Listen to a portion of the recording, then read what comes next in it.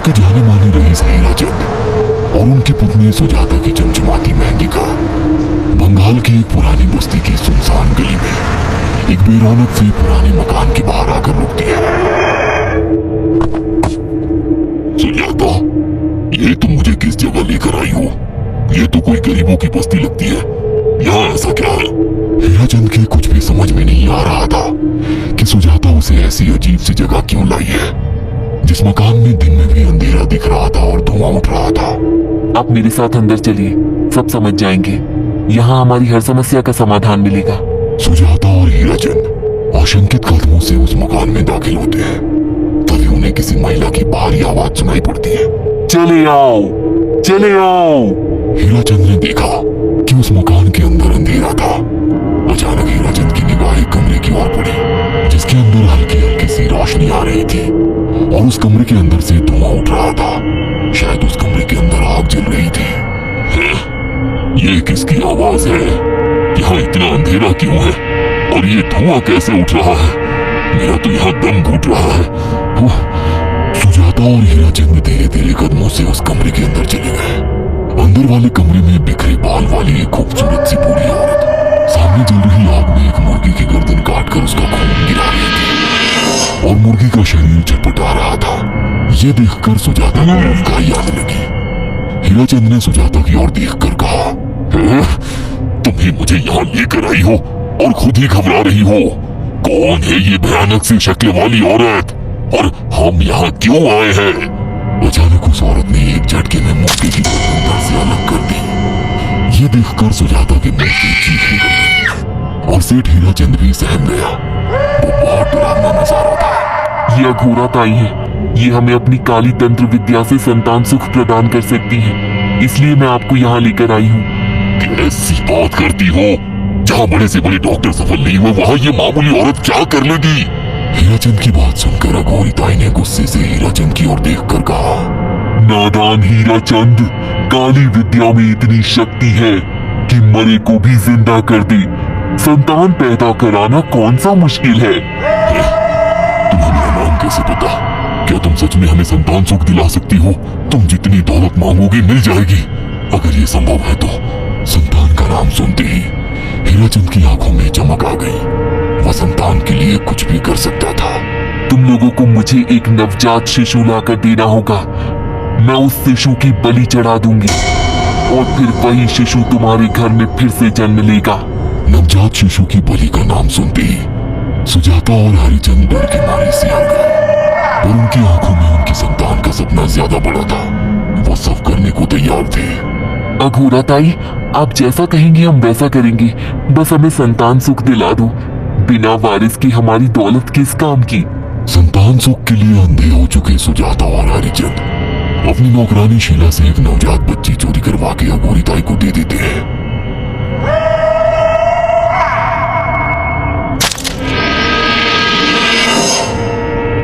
उस शिशु की बलि से सुजाता गर्भवती हो जाती है। देखा आपने अघोरा की तंत्र शक्ति? मुझे उस पर पूरा भरोसा था। चलो चलकर उन्हें धन्यवाद कहते हैं। हीरा चंद और सुजाता अघोरा ताई के पास पहुंचते हैं। वो दोनों बहुत खुश थे और अघोरा पर उन्हें अंधविश्वास हो गया था। अघोरा ताई, आप महान तंत्रिका है। आपने वो चमत्कार कर दिखाया जो बड़े बड़े डॉक्टर नहीं कर सके। ये काली विद्या है बेटा। अगर तुम दोनों चाहो तो मैं इस विद्या से तुम दोनों को हमेशा के लिए जवान बना सकती हूँ। क्या सच में ऐसा संभव है? हाँ बिल्कुल, पर इसके लिए तुम्हें जवान लड़के और लड़कियों की बलि चढ़ानी होगी। तुम उन्हें यहाँ तक लाओ, बाकी मैं देख लूंगी। जवान रहने की लालच में अंधे सुजाता और हरिचंद एक अनाथ आश्रमों से हर रोज एक लड़की या लड़के को गोद लेने के बहाने अघोरी के पास बलि चढ़ाने ले जाने लगे। और एक दिन अघोरी ताई ने हीरा चंद और सुजाता से इंसानी मांस खाने को कहा। पूरी तरह से इंसान से हैवान बन चुके अब वो दोनों इंसानी मांस खाने के लिए तैयार भी हो गए। ये गर्म खून और मांस खाकर तुम लोगों की उम्र भी बढ़ जाएगी। खाओ इसे। हाँ, सच में ये इंसानी मांस बड़ा स्वादिष्ट है।